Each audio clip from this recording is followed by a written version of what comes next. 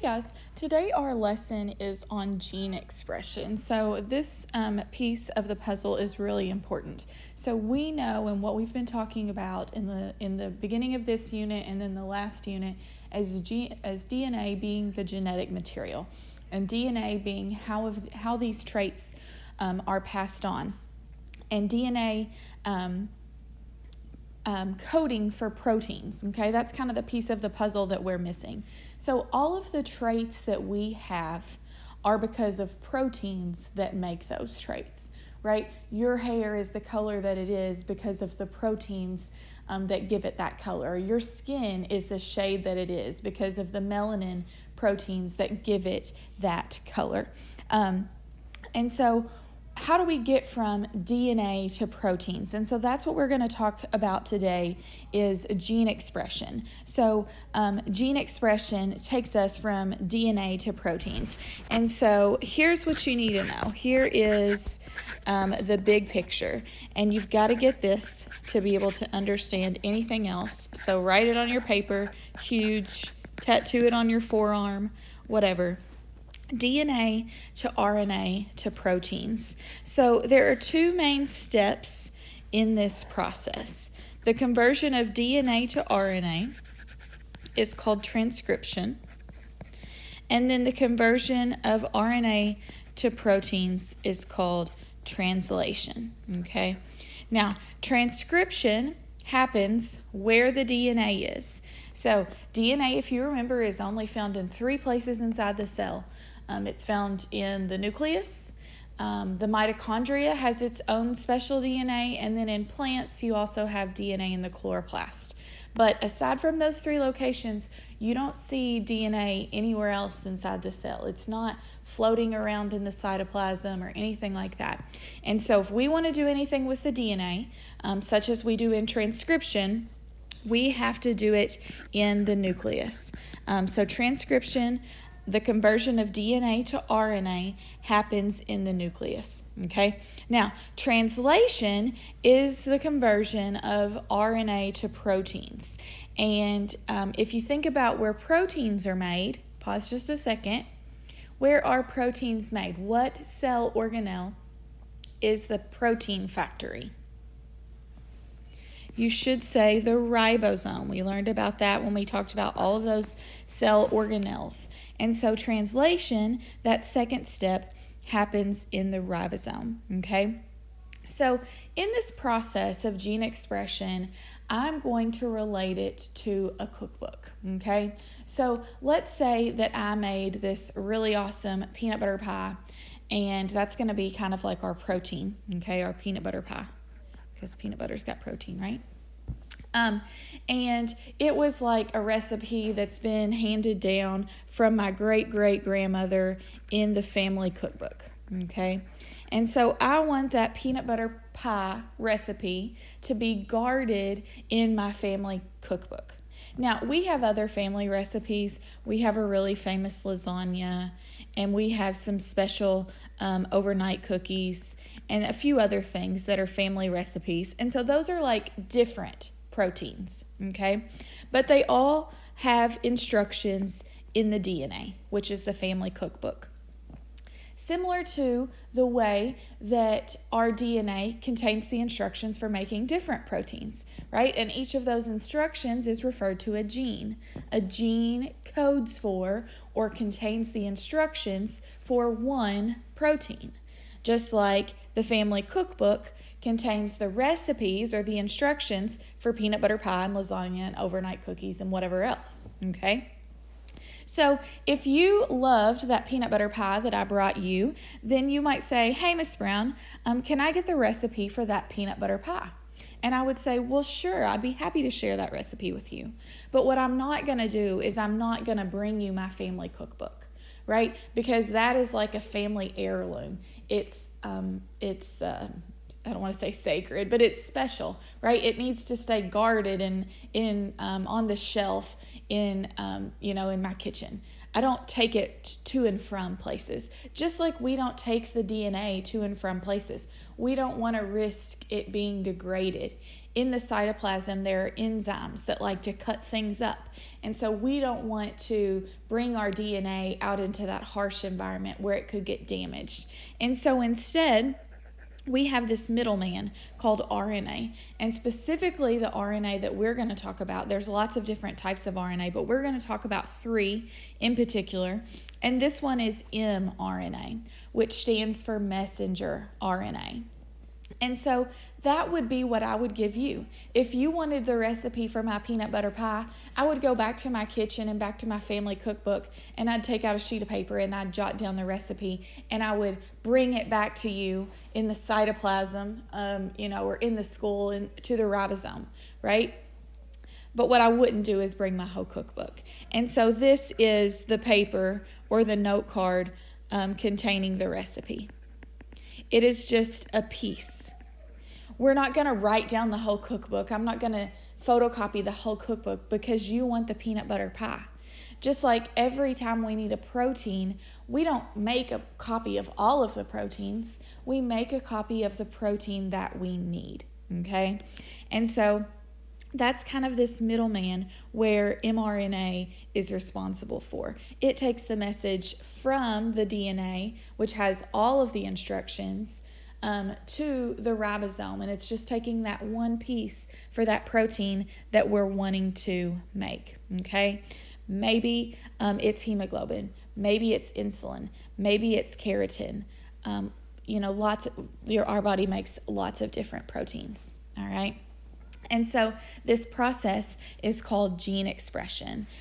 Proteins there, as you see here on this statement, are the link between genotype, what our DNA says, and phenotype, which is our physical appearance. Okay? So transcription, the synthesis of RNA, specifically mRNA, using information at the DNA. It happens in the nucleus, as I just diagrammed over there. And then translation, the synthesis of a polypeptide from mRNA, and it happens on the ribosome, okay? Now, let's talk a little bit more about this mRNA molecule. So, mRNA, let's just talk about RNA in general. So, RNA is a nucleic acid, ribonucleic acid, as opposed to deoxyribonucleic acid.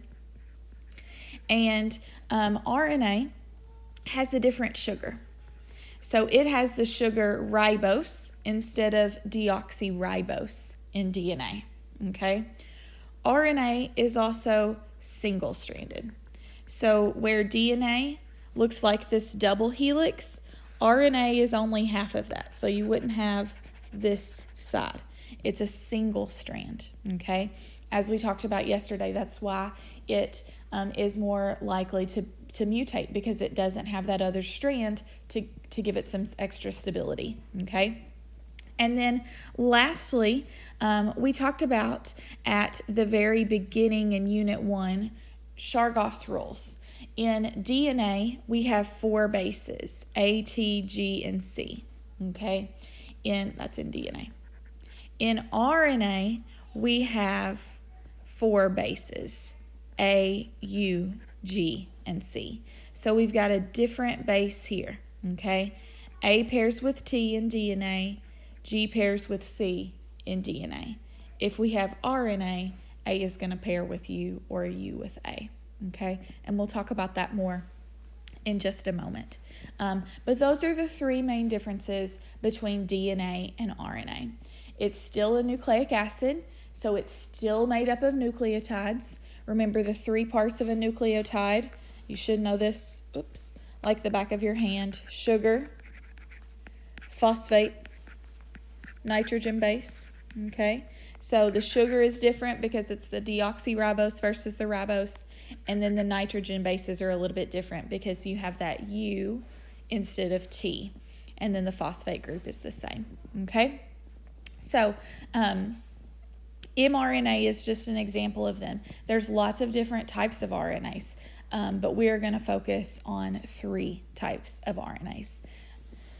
All right, so when we make this DNA, when we do this gene expression, when we take this DNA and convert it to RNA, you see here we have our DNA, right? And it's our double-stranded molecule. This is happening inside of the nucleus. And we are just going to copy a segment of it. And I assume this is probably just already a segment of it. We're not going to copy the whole DNA molecule. But we get this pre-mRNA, okay? So if we're just copying it, we get this pre-mRNA. And then that mRNA undergoes a thing called RNA processing. And we'll talk about that more later. But this pre-mRNA is also known as the primary transcript. That's the initial mRNA that's made, okay? Now, what we'll talk about later is that some of that mRNA actually doesn't code for genes, okay? When we look at our DNA molecule, there's lots of genes in there, but there's also a lot of pieces that don't code for genes. Those are referred to as introns. We'll talk about them more later, but we've got introns, which are non-coding regions, and exons, which are coding regions, or exons because they're expressed, okay? So the pre-mRNA has all of those. It has the introns and the exons, and that it undergoes RNA processing. And so you notice that it's a little shorter, okay? This piece is a little bit shorter because those introns get cut out. You'll also know that it's got these little yellow parts on the end that were not present in the pre-mRNA or in that primary transcript. Those are the same thing. Pre-mRNA and primary transcript are the same thing. But that's a 5' cap and a poly A tail. And again, we'll talk about those and you'll take some notes on that later. But what that does is it protects it from those enzymes in the cytoplasm that I just mentioned. The enzymes that are really good at cutting things up. And we don't want it to, take the scissors to our mRNA recipe for the peanut butter pie. And so we need to protect it. And so we do that with a 5' cap, 5' cap and a poly A tail, okay? So then that mRNA will leave here through what's called a nuclear pore. The nucleus has small little holes in it that allow certain things out, but not really things in, but it'll leave through the nuclear pore and go to the ribosome, where it will be read and generate a series of amino acids referred to as a polypeptide chain. And then that polypeptide will fold into a protein, okay? Now, this is in a eukaryotic cell. In a prokaryotic cell, it's a little bit different, okay? Remember, prokaryotic cells have no nucleus. So what I wrote up here is for a eukaryotic cell, because eukaryotic cells have nuclei, but a prokaryotic cell doesn't have that. And so this is a bacterial cell, a prokaryotic cell, and so you don't see this purple nucleus. And so instead, everything is going to happen in the cytoplasm, okay? Everything's going to happen in the cytoplasm. All right, oops, I don't really know. I can't get rid of that, sorry. So when we look at our DNA molecule that's being read, remember our DNA is two-stranded molecule, and so only one of those strands is being read. And the strand that's being read is referred to as the template strand. And that template strand is going to be converted into RNA, or specifically mRNA. The other strand that's not being read is called the non-template strand. Okay? And so we see here in this diagram, this is our DNA molecule. And so this green segment may code for one gene. This orange segment may code for another gene. This dark blue segment may code for another gene. But then also in here, we have these light blue segments. Okay? So those light blue segments are like our introns. They're the parts that don't code for anything. The other colors, the green and yellow and dark blue, are our exons. They are what is expressed in the DNA, okay, or expressed as proteins. And so each exon or each gene is going to code for one protein, and I was going to say something else, but I forgot what it was.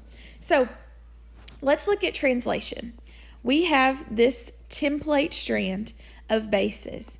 Remember, A pairs with T and G pairs with C.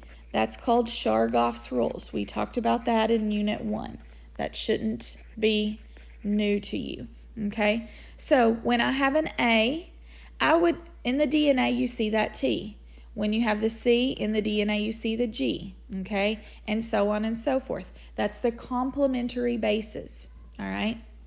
Now, in RNA, I'm going to use this template strand to make my mRNA. So when I have A, I would usually write a T. But remember, RNA doesn't have a T. Instead, RNA has a U, okay? This C will correspond to the G. Another C means another G. An A, again, is going to go to a U. Keep going, more U's, and so on and so forth. And that's how we make our mRNA, okay? Now, this is going to represent our primary transcript, or our pre-mRNA. Those are the same things, okay? We are making it in the 5' to 3' direction. That means that we're reading our DNA in the 3' to 5' direction, but we're always synthesizing in the 5' to 3' direction, whether that be synthesizing new DNA in replication or synthesizing mRNA in transcription. We're always making in the 5' to 3' direction, okay? Now, each set of 3 nitrogen bases on the DNA is referred to as a codon. And one codon codes for one amino acid, okay? So 3 bases makes 1 amino acid. And this step is the translation, okay? We went from DNA to RNA in transcription. Now we're going from RNA into protein through the amino acids as translation, okay? And so these codons code for these amino acids. Now, we've talked about amino acids before. If you remember, amino acids have a specific structure. C-O-O-H.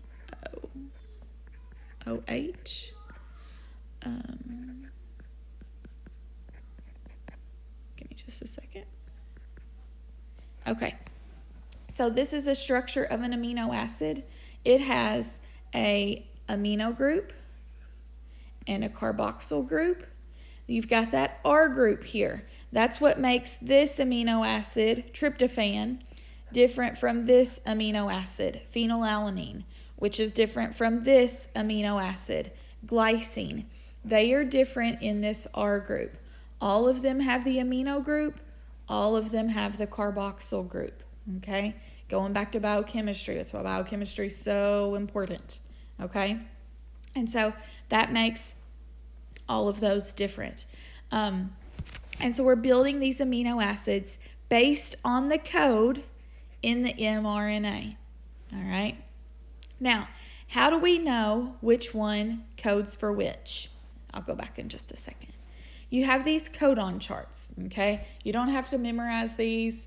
Nobody's ever going to ask that you memorize these. But if I look here on my mRNA, I have UGG on my mRNA. UGG.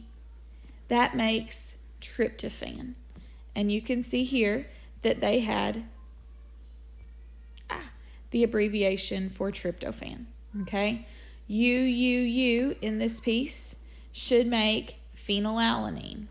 So if I go UUU, that is what it said, right?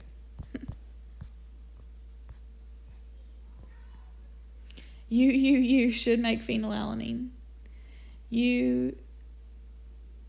Oh, sorry, I read that wrong. UUU should make phenylalanine. I don't know, across the line. And it does. UUU makes phenylalanine, okay? Let's do one more just to make sure we're on the same page. Gosh. GGC should make this glycine. GGC makes glycine, okay? Now, generally, I really like the circle better, but generally I've seen AP use this chart. And so you start with the first base. So that last one we just did was GGC. So the first base is G, okay? The second base is G, so that means it's going to put us somewhere in this box. And then the last base is C. And so it's glycine, GGC. So either way that you have to use those, that's how you determine it. But those are determined from the mRNA, okay? Amino acids are determined from the mRNA, all right? Codons, as I just mentioned, is a series of 3 bases on the mRNA that are read together that are code for a specific amino acid, okay? And so what we see here is this process of gene expression. This is an example of transformation.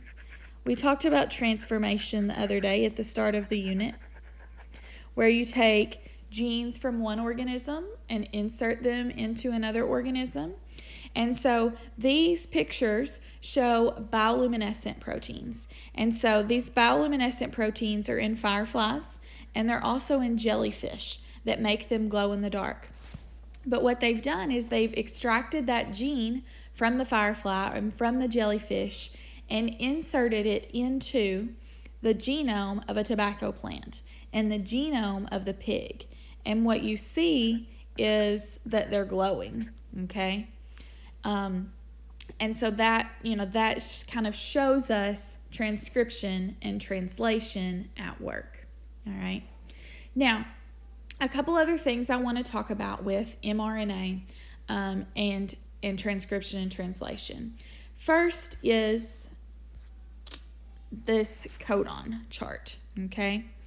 AUG is codes for methionine. AUG codes for methionine, and that is the start codon. So all genes are going to start with AUG. That's how we know when it's time for transcription to start. AUG is what separates essentially an intron from an exon, separates a coding region from a non-coding region. You're reading gibberish that doesn't code for anything, and then you run into an AUG. And so that tells polymerase that it's going to have to start the transcription process, okay? So AUG is a start codon. There are 3 different stop codons, and you don't have to know them. They're listed on the wheel. UAG, UAA, and UGA, so you don't have to memorize those the way that you will want to memorize AUG as the start codon. Okay, so if you look at this wheel, there are 64 combinations of different letters, of 3-letter codons, and they code for 20 amino acids, okay? So what you see, for example, is like alanine here. Alanine can be coded GCG, it can be coded GCA, it can be coded GCC, and it can be coded GCU. Why might that be advantageous for an organism, or for a cell, or for us making a protein? Think about that for just a minute. Why is that advantageous? What if your DNA was supposed to read GCA, but instead you had a little mutation, a little mishap that polymerase didn't catch, and you got GCU instead? Is the protein messed up? It wouldn't be, right? Because it still is making the same amino acid. So that's important. It is still considered a mutation because it was a change in the DNA, but it doesn't result in a change in the protein, okay? So it's referred to as a silent mutation.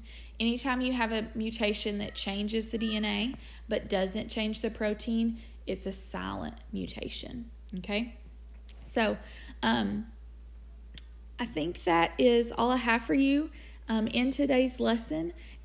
You have an assignment. I think it's actually on the back of one of your pages. I doubled up some pages, but it's like a transcription translation assignment. There's a string of letters at the top, and there is a little DNA molecule at the top as well. And so what you have to do for this assignment is you are going to read those DNA letters, A, T, T, G, C, da, da, da, and you are going to transcribe them into RNA letters, okay? And then you are going to translate them into mRNA using this codon chart, okay? Now, each of those mRNA or each of those amino acids is represented by a specific color and shape of construction paper, okay? So for example, I don't remember off the exact top of my head, but let's say AUG is the start one, and that's like a blue triangle. So if you're reading your DNA, you would see that it said TAC. That would say TAC. And then in your mRNA, you would write that's AUG, okay? And then when you code that in your amino acid, that would be methionine. And then you can look over on that paper and it would say methionine is a blue triangle or whatever it is. So you need to get out a piece of paper or in class I'll give you construction paper if you're with me tomorrow, and cut out a blue triangle, okay? And then you have to do the next letter. And so essentially what you will have at the end of this activity is a string of different colors and different shapes of construction paper. Each one corresponding to a different amino acid that essentially makes a polypeptide chain at the end, okay? So if you're confused on that or you need further instructions, I can give you more instructions when you come see me on Thursday for those of you that won't be here on Wednesday. And I can also give you construction paper then if you don't have any construction paper at home. But if you want to get it done and you just want to cut it out on white paper and, color it with a colored pencil and just shade it green or even just write green on it, we'll roll with it and make it work the best we can in the setting that we have, okay? So if you have any questions on that, then absolutely let me know. And if not, then I will see you all soon. Have a great day.